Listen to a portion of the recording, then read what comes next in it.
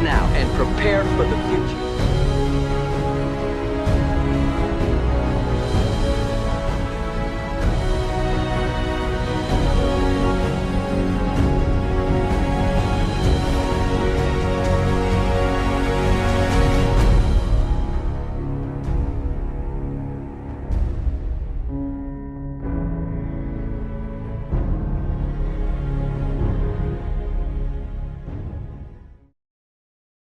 The Master, born Richard Moreau and later known as Richard Gray, is the horribly mutated brain behind the mutant army that roamed California in 2161.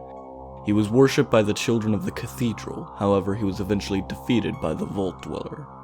At times, the Master was referred to as the Dark God, especially by those opposed to the children of the cathedral. By his children he was referred to as the New God, the Holy Flame, and Father Hope. A hideous FEV-mutated creature that had somehow hybridized with other human mutants and computers, turning him into a rather strange monster who speaks in multiple voices. Apart from his appearance, one of his most notable features was his unique way of speaking. His voice was computer-generated, and sentences are composed, apparently in real time, from samples of several people's speech. Richard Moreau was a resident of Vault 8, later known as Vault City, where he worked as a doctor. In 2092, he was exiled from the city for murder, although the circumstances surrounding the murder are unknown. He changed his name to Richard Gray and headed south, eventually settling in the hub, where he met Harold, a prominent trader. Following ever-increasing attacks on Harold's caravans by mutated creatures, the pair teamed up on May 22, 2102. And led a team of scientists who mounted an expedition to the northwest to investigate the source of the mutated animals, which were attacking the survivors of the nuclear war. On June 23, 2102, Gray and his party stumbled upon the Mariposa military base, in which the US government had been mass-producing and experimenting with the Forced Evolutionary Virus, or FEV. With the exception of Gray and Harold, the party was cut down by the mutated creatures and the base's internal defense systems. Harold barely escaped, but Gray was plunged into a vat of FEV by a robotic arm. Floating in the vats for almost a month, the FEV transformed Gray into the amorphous, blob-like being that would eventually become known as the Master. This entity expanded its biological mass by absorbing other creatures and people that came near the base, and bionically merging itself with computer equipment from the base. The ones he consumed also became part of his multiple personalities. It also began capturing humans that stumbled upon its lair, and intentionally exposing them to the FEV. These initial mutated humans were incredibly flawed, and the newly named Master consumed them rather than letting them live. As he began to feel stronger and more capable than ever before, he came up with the idea to unify the wasteland, to make it as perfect as he believed himself to be.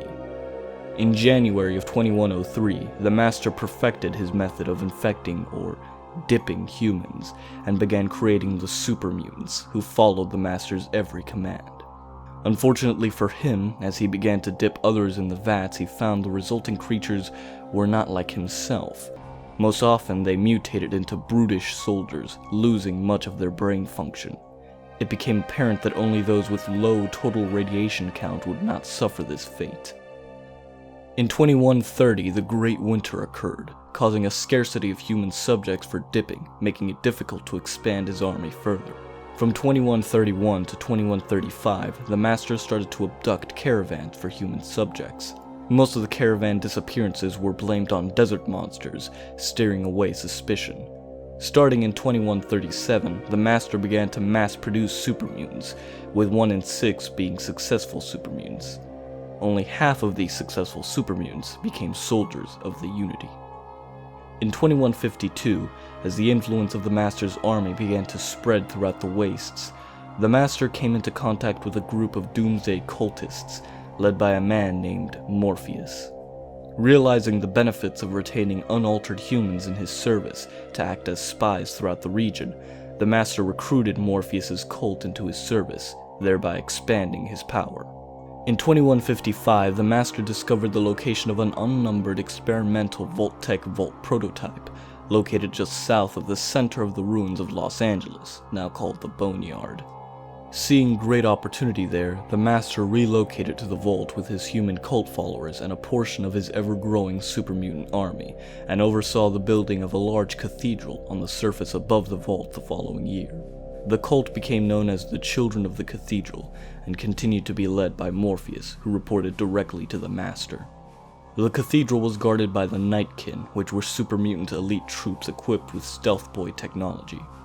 While the Children appeared to be a fervent religious order, and, in fact, some of the low-ranking members may not have even been privy to the more sinister reason behind the cult's existence, in reality the Children and Morpheus were simply a front that the Master used to advance his plan for the future of mankind, the Unity. In 2162, a human from Vault 13 known as the Vault Dweller destroyed the mutant army by defeating the Master and destroying the cathedral, and then later causing an explosion in the FEV vats at Mariposa. The Master is the creator and leader of the super mutants. He is also the mastermind behind a movement called the Unity, the aim of which is to turn every human possible into a super mutant by means of the FEV. He claims that those who cannot be mutated by the virus, as well as those that choose not to, will be allowed to live, provided they submit themselves to sterilization. Those that resist the Unity outright will be executed for trying to stand in the way of the Master's progress. In theory, the Unity is for humanity's own good, as super mutants are better adapted to live in a post-nuclear wasteland. Also, according to the Master, turning all living beings into one single race would finally eliminate the differences and the human fallacies that ultimately brought about nuclear war. However, the Master's plan is odd, as all super mutants are sterile. The Vault Dweller can help Vree, a scientist at the Brotherhood of Steel, come to this conclusion, and later use this information to convince the Master that his endeavor has no chance of success. Or, if they decide to join the Unity, the ending will show the Vault Dweller being turned into a super mutant, then show the Vault 13 residents being killed by the super mutants. This ending is non-canon, however, as it would undo the events of Fallout 2. Several mutants led the armies after the fall of the Master. Remnants of the Master's army, such as those led by Tabitha, were found to relocate to inhospitable regions such as Black Mountain.